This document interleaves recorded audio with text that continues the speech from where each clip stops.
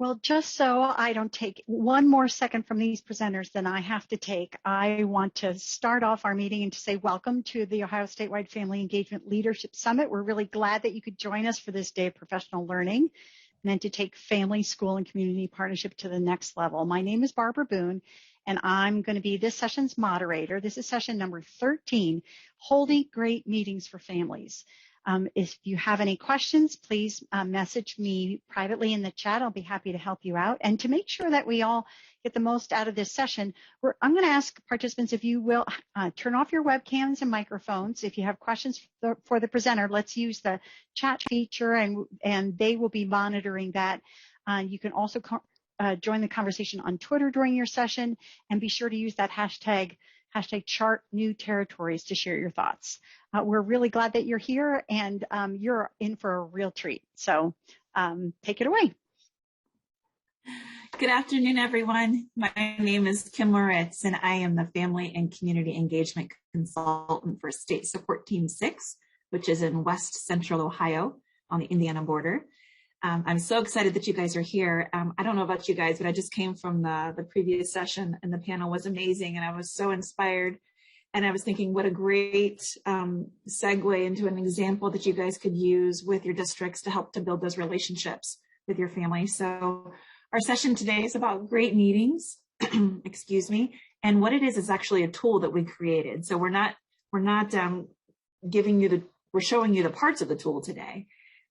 So we want to make sure that you have that opportunity to learn more about it and then to be able to go visit it. So I want the other presenters to introduce themselves now, please. Hi, good afternoon. My name is Megan Horstmeyer, and I am the Family Engagement Consultant for Region 13 down in the Cincinnati area. I'm very excited to finally bring this tool to you. We've been working on it for, it feels like a long time. We keep changing and doing more to it since with COVID and everything else. So I'm very excited to finally bring it to you and for it to be live for school districts to really dig in and be able to utilize some of the resources that we've provided. Thank you, Kim and Megan, and for everyone that has helped in this project. I'm also very excited, and my name is Jackie Jacoby. I am up at the state support team in Region 1, which is Toledo, Ohio. My areas of focus are family engagement, literacy, and students with disabilities. So without further ado, let's just get into it, right? We're really excited to share this with you guys. And of course, the foundation of the creation of this great meetings tool is really aligned to effective evidence-based strategies for family engagement. So we all have heard about the different strategies for family engagement, but we wanted to make sure that, we brought some intentionality to some of those practices and gave you an example of what you could do to determine if this great meetings tool is appropriate for you and your teams. Okay, so let's first just kind of go down the list of some of these practices. Where we found these practices were actually is from a research brief that Ohio State University, Barb and her team put together. You can see the picture there. It's the second edition of this research brief, and it's a really wonderful tool that goes through various evidence-based practices and then gives you practical tips for using and implementing that research in your buildings. So Megan, if you wouldn't mind just clicking through. Right, so we know that the foundation of a lot of great family engagement practices is making sure that we have welcoming partners, we're promoting family-friendly practices, we're sharing information and tools with families, we are inviting parents to the table to help us with progress monitoring to determine what we need to do moving forward. We are really making sure that we're focusing on building accessible and equitable home and school partnerships, and that we're enhancing family engagement partnerships, especially for children learning English, and then making sure that those partnerships are truly individualized to the needs of the students as well as their families. All of these things are crucial, right? But we've all seen this list before. So I want to share a quick example with you about a school that I was working with that I was help coaching through a situation. And they were coming to the table for a lot of meetings, right? I wouldn't say they were great meetings, but the meetings specifically were for students with for a student with a disability, and they were looking at a reevaluation. So in Ohio, we call that an ETR, an evaluation team report, to determine if they would be eligible. And then they had a draft of an IEP, an individual education plan for the child.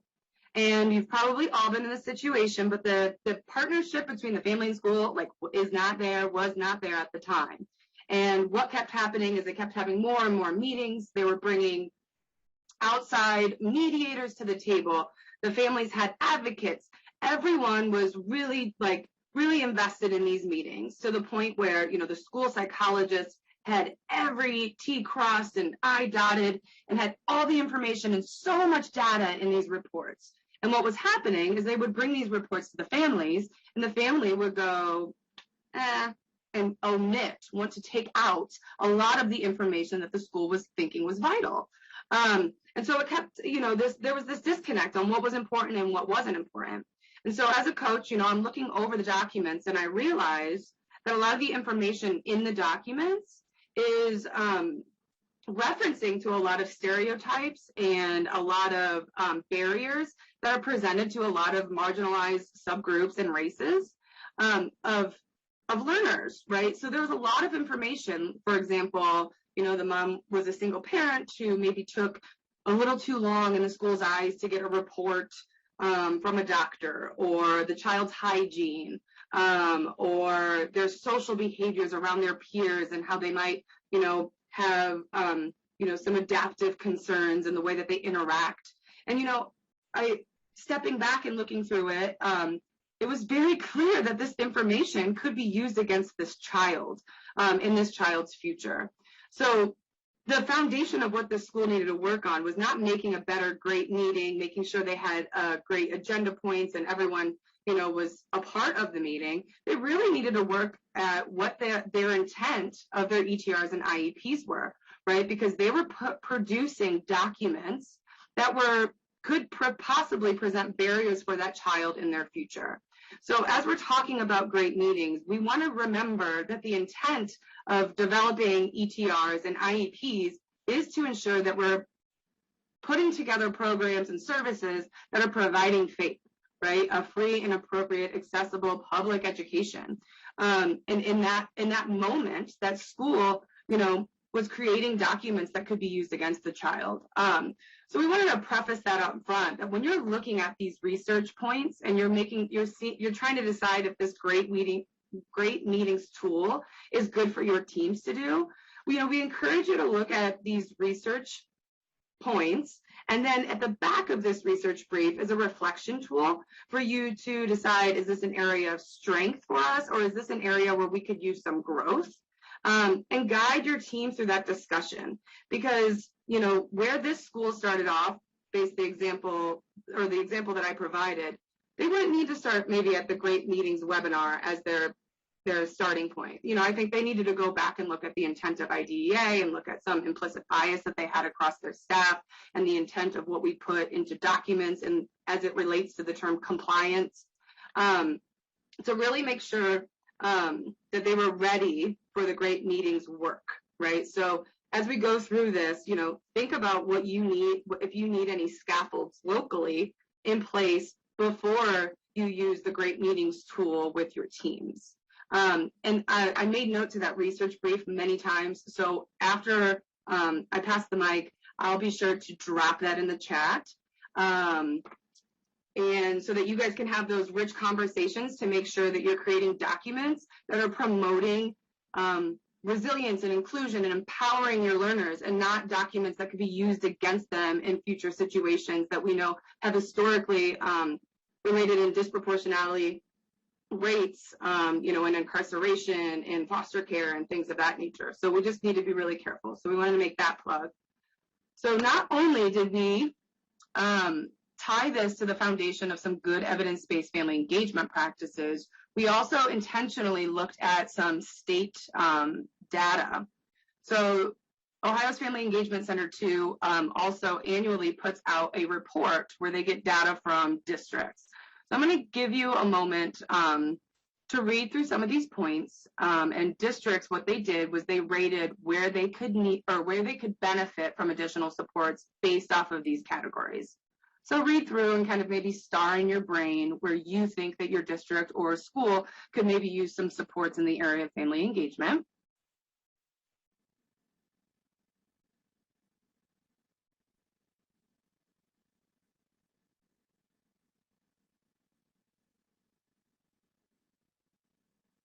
Okay, and so we got 181 districts to respond to this survey. And let's see if the response is kind of aligned to maybe what you starred. Right, and if you look, we have high numbers in the second one, family engagement and academic subjects, right, which is a lot of creating ETRs and IEPs is making sure that we have access for students with disabilities across all of those subjects. So this tool, Great Meetings, could really hit that identified need. And then that mental health and trauma component, you know, to the point made before, you know, that was a high need. We need to make sure that we're creating accessible and equity-based partnerships with our families. And then we also had that communications with families. That's a big one, right? So these were some needs that districts are discussed and pulled out. So we thought, you know, a way for a system to move forward with improving their family engagement practices.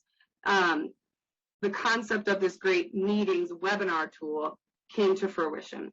So we're hoping that it'll hit some of those needs, as well as some other areas that we also have seen throughout our practices that we discussed with our family engagement network. Thanks, Jackie. So as we start thinking about our toolkit, we wanted you guys to brainstorm what makes a great meeting. So if you wouldn't mind, we're going to put the link to an idea boards in chat. And if you could go ahead and click on that. And while we're waiting for that to happen, I want you to think of, in your own personal experiences, what makes a great meeting? What does that look like? What does that sound like? Or what does that even feel like? And once you get into that idea board, all that you need to do is click the plus sign and you can add a new comment. So we just want you to take a few minutes here and brainstorm some adjectives or how you would describe. Darn it, Kim, we'll look into this here. Let me see.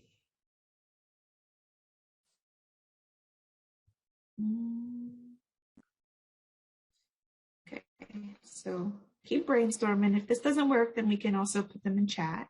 Is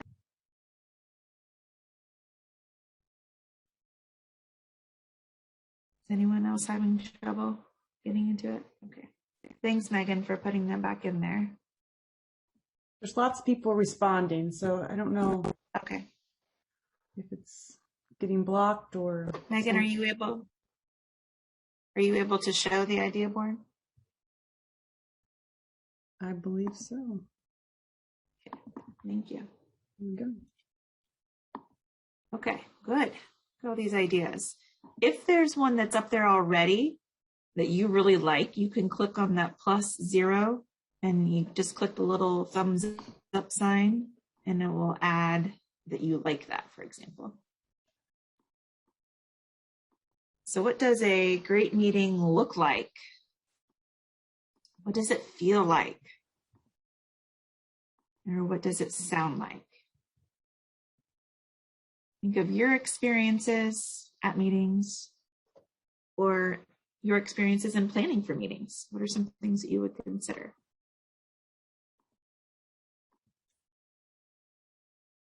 I'll give you another minute here. These are all great. Active listening. All members are heard. Engaging. Sure. Sorry, Kim. That's what I was thinking too. I was like squinting, using my eyes today. Holding or making it a good diversity for the groups. Patience. Megan, are you able to say any more of those out loud? Because it's pretty tiny for me too. Sorry. Sure. So leaving judgment at the door, all members being heard, having all members prepared, especially the student in a leadership role, a safe, comfortable space. I like this one, listening with intent. Sorry, I was responding to the chat, so I might have repeated a few too. You're good. Thank you for reading those out loud. Absolutely. for sharing those. Those are great ideas. Thank you, guys. So it kind of gets us a little mindset about where we want to go. And even no matter how hard we try, sometimes it's hard to control the direction that a meeting is going in, but we want to make sure that we have as many things in place as we can to prepare for a great meeting that's going to be beneficial to the family and to the student. So if you could select the next slide, please. We want to think about a family perspective in this. Some of us are also families. We're also parents. We have children that are in schools, and we've been able to sit in on these meetings from a parent perspective and from an educator perspective. So I think there's a little bit of a different insight in there, but we want to make sure that our families are feeling welcome. And again, back to that panel, it's more than just hanging up a welcome to our school sign at the entryway. You want to make sure that you have that welcomeness throughout the entire building from beginning to end. And we want to make sure that it's across the board. It's the secretary to the bus driver, to the janitor, to the teachers that are in the classroom. So we want to make sure that we instill this, and we consider this, and we think about this, and we intentionally plan for it. And we want to move away from this whole battlefield. That was our first thought in our mind. We don't want families to think about how it's, we've got to prepare for a battle. And if you get on Pinterest, or even you could Google it, it's all, parents are preparing to go in for an IEP meeting, and they've got their, their helmets, and they're ready to go in. And we just don't want it to be like that. We want it to be something where they can feel like they're a partner in that process. And sometimes I feel like in my mind, I keep going back to an IEP meeting, but this could be any meeting. It could be any, our IEP meetings or ETR meetings, anything within special ed, but it could just be any meeting that you're having within the school. And we want to make sure that every staff member, like I said, from as soon as you walk in the door, the secretary, all the way down to the bus driver, to the janitor, that we're all making these right impressions within our district, and making sure that we make everyone feel welcome. And if you think about too, what are some reasons that staff members might feel, or parents actually might feel apprehensive? Maybe take a minute to step outside of your role and think about why would a family member not feel welcomed here? What are some things that we have in place, or maybe things that we've said, or maybe things we've never even considered that would make a family feel apprehensive or feeling nervous about coming into the school and being able to represent themselves and their child to the best of their ability? So just to consider that perspective. On our next slide, we have listed our intended outcomes. This is not necessarily the intended outcomes for our meeting today with you. This is the intended outcomes for the tool that we've created. So Megan, Jackie, and myself, and there were a couple other team members, we were a subgroup that got to work together, and these are the things that we brainstormed, and these are the things that we want to make sure that you guys are able to walk away with. So we want you as a district to be able to look at your current policies. Look at what you're currently doing. You may not even have it in a policy, but what are some things that you can revise? Once you've reviewed what you're currently doing, how could you revise it? How could you create something across the board, across the district, across your building, that's going to ensure that your meetings are the best that they can be, and they're related to those evidence-based practices that Jackie just went over with us? We also wanted to make sure that you guys were able to remove as many barriers as possible by intentionally planning to remove those. Of course, you have strengths. There are strengths on your team. So let's identify those. And at the same time, let's identify those weaknesses and how we can address them. What are some plans that we can do using those evidence-based practices to beef up what we're doing? And then finally, what are some next steps that you could incorporate into your meeting process? And what are your meeting processes going to look like across your building and across your district? Is there something we can do to make this systematic? So those were our intended outcomes from this.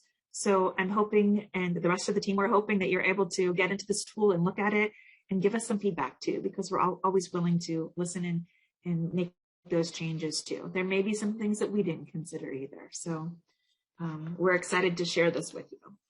Megan? Hello. So I get to share the exciting part, the info, like where it's at and how you can access it, what's included into this toolkit.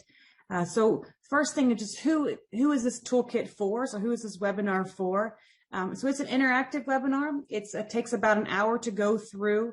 And it is intended for school teams, local teams. That could be the full staff, so if everyone could be involved in that.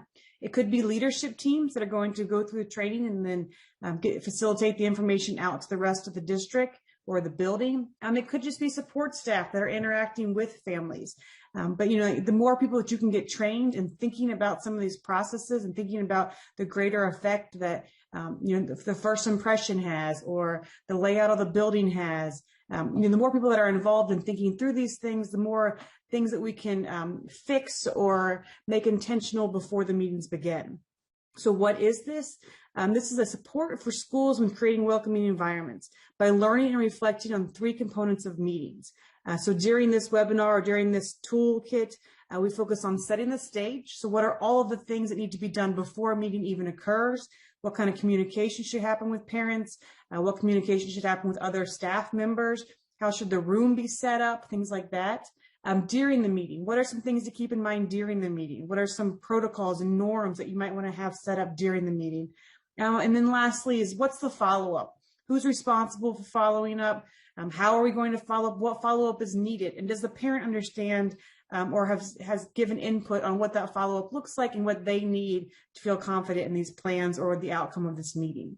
And then why is to ensure that all team members, including the families, are partners and have equal access to the meeting and ensure that they're actively participating. So, you know, we've all sat in plenty of meetings where we just don't feel like this meeting really includes yourself or someone else, where, you know, you're just sitting there getting information or hearing things. You may not really be an active member. And when we're meeting with parents, we really want them to be an active member and feel that they have a say and input and that their opinion is valued in that meeting. So we want to make sure that they understand what's going on. We know that especially for special ed meetings, there can be a lot of jargon and words and acronyms that they may or may not be familiar with. So helping them understand those things beforehand or during the meeting can be essential for them feeling like they're really included and a part of that team. So an overview of what is in this professional development toolkit. It includes a 1-hour professional development for schools and districts to use with their staff. It comes with everything you need to implement the professional development. It comes with a video, a PowerPoint. It comes with the facilitator's guide and all of the resources that you need in order to implement this as soon as you can. It is locally facilitated, so it allows schools to choose when and where they're going to do this, how they want to implement this professional development. We do ask that the facilitator goes through it by themselves ahead of time so that they know when and how to like click on things, use things. If they want to have like chart paper for them to brainstorm, that they have those things available. But it is all laid out. So if they read through the facilitator's guide, they know exactly what slide to stop it on and have them do a group activity, what copies to make ahead of time. I'll pull up the facilitator's guide in just a second to show you what that looks like and how detailed it is. But we've got everything laid out, but it may take a little bit of prep for the person that's facilitating it, just so that they're ready during different parts of the video to kind of stop and do some facilitating of the different activities or the articles or the plan development. But it is a great professional development for the entire staff. Oh, go ahead. There's a chat says, are you able to share your screen? Is it not sharing? What do you guys see? I see it. Okay. I see the PowerPoint. She might have just been making reference to like the actual toolkit. Okay. And yes, I will share the toolkit in just a second. Sorry about that. I was like, oh, I was hoping I didn't do all that without the PowerPoint up. But it is a good professional development for the entire staff, thinking even through whoever greets them at the door the first time, people they might interact with as they walk to the meeting site, whoever's going to be in the meeting, who might answer the phones when they call to schedule the meeting, what other teachers might be involved, but, you know, training the entire staff, not just the special education staff, because we know that they interact with way more than just their intervention specialist or therapist. Okay. So when you go through the material, it is broken into 3 different parts. The first part is setting the stage for great meetings. And this is all the prep work and planning necessary for families and community members to feel welcome. So what is it that we have to do beforehand, and who's doing that? So it's really thinking about intentionally planning what needs to happen, who's going to do it, and what does that look like in our building. During the meeting covers the topics and explains during the meeting in order to help families feel included. And we want everyone to have a voice and to have a part in the meetings.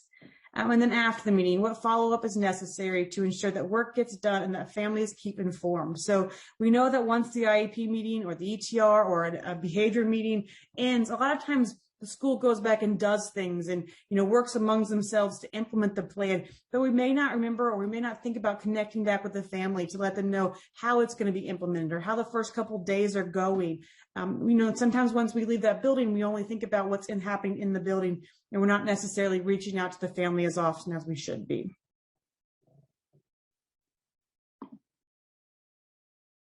So what is in this toolkit? There's the facilitator's guide. There's a video that goes along with it. The video is less than 20 minutes, but you have to stop it several times to do activities. So it tells you to stop the video at this time and complete the activity. There's the PowerPoint, so you can go along with it on your own as the video is playing. There's a script that reads, that obviously tells us what we're saying and what's going through, so you can kind of go back and read through what was being said, or have it along there with you if you'd like to read along as the videos are going. And then all of the supporting worksheets and articles that are needed to go through the training. So they're all linked into the facilitator's guide, and they're all hosted in the same place. So it's a one-stop shop for you to go through this training. Okay, so now I need to see, is this going to be live? All right, so when you pull up the toolkit, it goes right to the Family Engagement Center's website. And then right here is the video. So this is the video. I'll play it for just a second. You can obviously make it much bigger on your own screen, or if you're playing it on a projector in a cafeteria or auditorium for a whole staff. So if you're playing it, we should have started the intro music. I was going to play a little bit of the inside. This activity is intended to get the current practices down on paper. What are your current practices for setting the stage, during the meeting, and after the meeting? Facilitators, at this time, please pause the recording to complete the activity. Visit the facilitator's guide for needed materials and resources. So you can see that it kind of walks you through it, tells you when to stop and where to go next, and then it comes back. We can set the stage to have a successful meeting. When we are setting the stage for our meetings, we need to ensure that we are welcoming, supportive, and prepared. So that's just the video that can kind of walk you through the different parts. And then if you go to Toolkit, can you guys see the website? I'm in the right place? Yes. Okay, thanks. Yes. And then here are all the downloadable different activities that you would need to go through this professional development. Here's the videos that we've got embedded into the professional development. There's sample parent surveys to give about how your IEP meetings are going. There's articles to read. There's the activities, and there's the PowerPoint. But what I really want to show you, because what I think is most helpful, is this facilitator's guide. So in the very beginning, it goes through just some recommendations. So it talks about how long it would take, who's supposed to be there, so who would be good audience to have. This prior to the facilitation is the directions for the facilitator prior to starting this. So before you get your group together, here's what the facilitator needs to do. And then I think these considerations are really helpful when you're thinking about, how am I going to run this? What's it going to look like? So just having an intentional plan, how you're going to embed these activities, what they're going to look like, what materials you might need to do these activities. If you're doing this face-to-face or virtual, can we put them in breakout rooms so they can do the activities there? Because it is all online, it would be very easy to do virtual. There is a timer that we have built in here. You can just click here and a timer comes up. So when you're in the different activities, you can set a timer very quickly right from the facilitator's guide. If you need breaks, obviously you can take breaks. You could break this down if you needed to, if you don't have an hour. If your before and after meetings are only 20 minutes or 30 minutes, you could definitely break this down. And then we'd also would encourage you to, set up some norms and agendas and non-negotiables before starting this kind of meeting. But then you can see for the facilitator's guide, it tells you what slide. And if you watch the video, the slides numbers are in the bottom of the video. There's the activity that's going to happen during slide 5. Here's some materials you would need if you're doing face-to-face or virtual. Here's how long we suggest that you let the participants complete this activity. You know, obviously you might want more or less than our suggestion, but this is just an idea when you're planning it out that, oh, this one's a quick activity. It only takes 2 minutes. So it gives you a question there. And then it keeps going through each slide of what is the activity, you know, what are they going to do? How do I do that if I'm going to do it face to face, and how do I do it if it's virtual? There's also some, like this is a sticky note link. So if you're doing it virtual, you know, maybe you could use this one. You could use whatever you have. We wanted to provide an example of something that you could do to make this activity virtual. So it just goes through. It looks like it's a lot of activities, but you can see they only take a few minutes each. We've timed it out, and it takes just about an hour. Now, if you wanted it to take longer because you wanted them to have more time to think and to work through it, it absolutely could take longer. We've got some optional activities in there also. So this one may not say stop the video at this point, but there are a couple optional videos that you could take it a little bit deeper. You could save those for later. You could have them do it as a follow-up activity. But there are definitely some other things embedded that we thought were really good, but we didn't think were absolutely necessary if you only had an hour. So here's for slide 13, activity 3 is they're kind of reading through a small article, and they're kind of marking through what are we currently doing, what would we like to do, and then what would be easy to add and easy to change into our program. So through the freshman development, you're not only hearing about what are good practices, but you're also taking time to evaluate your current practices and how you could either tweak those or beef those up or completely change those to better fit the needs of your families and community. There's a chance to look at an IEP. If you were not doing a special ed meeting, or if this was geared towards more of just a general, you could definitely skip that one. You know, you can take these and make them as custom as you need for your school or your district or your organization. So as you're thinking through, you know, that's just not pertinent to our organization. You wouldn't need to do that because it's completely on your own. You know, we're not going to call and check up if we see you've done it or something. So it's just a matter of you using this the way that's most beneficial for your school. So here's some extension activities again, using that rollover guidance, using some support tools. So we've pulled some ODE resources in here, you know, allowing you to go a little deeper into the information. But just to show you here the extension of what this facilitator's guide looks like. Oh, sorry. And you know how this can help you to guide this professional development. Even if you don't feel like you're an expert in it, you can definitely guide this facilitator's guide with your schools and districts because it's all laid out in there for you. But also keeping in mind here that slide 34, the very end of the presentation, is a time for you and your team to sit down and write out what are your next steps. How are we going to create great meetings within our school and within our district? So it does end with a plan and a next step. So it takes you all through what are the great practices, what are we currently doing, and then how are we going to write this plan to really do better because now we know better. So is there, at this point, like just thinking about what you've heard and seeing the tool a little bit, are there questions that we could answer before we move on to the next section? Questions, thoughts? Is this something that we think you could use that would be beneficial for staffs? I think you're muted still. Oh, there you go. Okay, here I am. So sorry about that. We wanted to give you guys a couple minutes, well, like 5 to 10 minutes here. We wanted to give you a chance, since Megan did a great job of introducing it to you and running through it for you, but we wanted to give you guys an opportunity to get into it and look through it yourself while we're still here.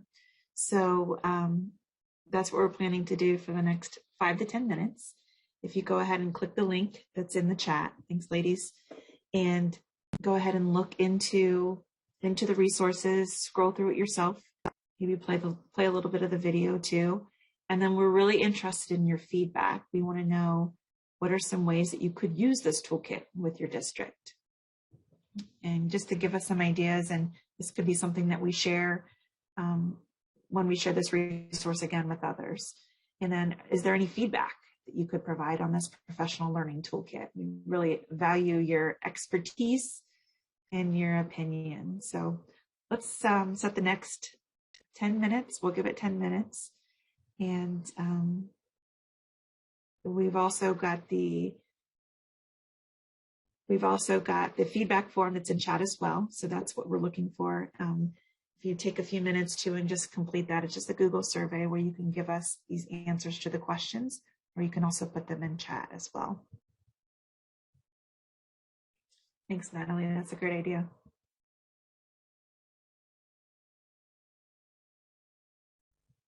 Yes, Sandra, these absolutely can be used with any families, all families, any and all. And you can morph them into something that's going to work for you. And if you need additional support in that, you could just reach out to us as well, and we can do that for you.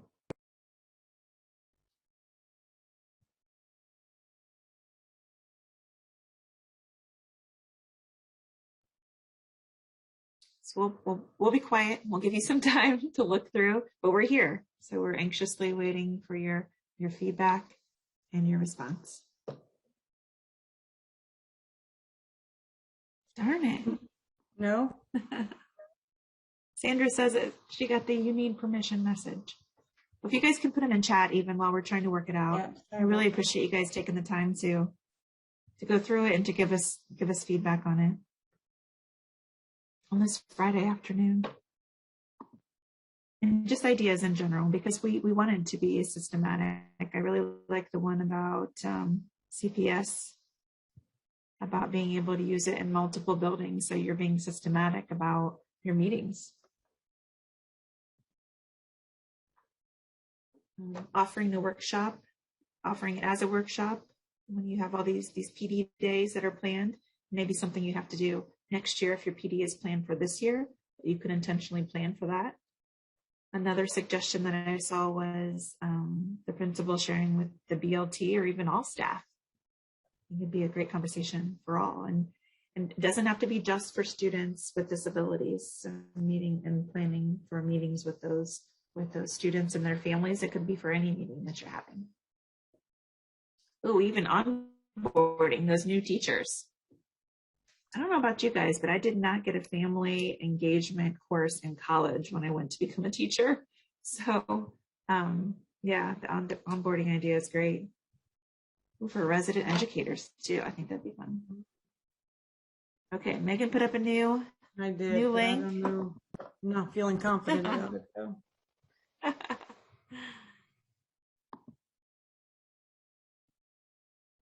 Oh, thank goodness. I'm like, I don't know. I didn't change anything, yeah. So I don't really know. I love technology. All right, guys, as we wrap this up, like I said, we do appreciate it because we have spent quite a bit of time on this, going through it over and over again, and then adding that virtual option, because it seems to be that districts are finding they're getting more success in attendance when they have the opportunity or the option, I guess, for virtual meetings. So we just ask that you intentionally plan for all parts of your meeting, the before, the during, and the after. And it's going to be great for the staff. It's going to be great for families and ultimately for those students. Jackie has proposed the question to us, and as a district, how often do you think you should revisit your meeting procedures? Nice, Jackie. Is an annual thing? Monthly? Just a food for thought for the weekend. So, of course. Thanks, Sandra. So, unless Jackie or Megan have anything else that they want to share, we just want to thank you guys for your time today and looking into this and giving us some feedback for it. We really appreciate you being here with us. Yes, and as you go through it, if there are other things that you think we could add or that would be helpful, please let us know. You can use our email, or here's the different ways to connect to the Family Engagement Center. Or if this feedback form works for you later also, you can keep adding things to it. We can check, the things that we could add or to make it more universal. I hear that a lot, that, how can we use this not just in IEP meetings, but I really think it has a lot to offer for all meetings, not just special ed meetings too. Thank you all for joining us. I agree. Well, boy, as we come to a close, if this is your final session today, please click on the link that I've included above. I'm going to put it here again, only if it's your final session. I hope that you're going to stay around for the sessions at 2:15. Actually, I was just looking through them, and I don't know how anybody's going to pick which session to go to. They're just all great, just like this one was. And I hope you all get to appreciate it. If you're not familiar with our state support teams in Ohio, our Department of Education has these phenomenal teams of people, and that Kim, Jackie, Megan, and others like them are there to help schools in their regions to improve in lots of ways. And one of them is how they connect with families and build those really good partnerships. And so they came together when we heard from families that they weren't having great experiences at meetings and said, let's do something about that. And came together as a team and made this tool that's free, not only to Ohioans, but to anybody to use. And like they said, we're all in like continuous improvement mode all the time. Like you've got improvements, you've got additions. Yeah, please reach out to this group. They, I know, will value all of your feedback. So I want to thank all of you for attending the summit. I hope that you'll join one of the next sessions. They begin at 2:15, and just join me in thanking our team today of presenters who worked together on this tool and brought it to all of you today so you can all use it. Thanks, Kim and Jackie, Megan. We really appreciate your presentation. Thank you.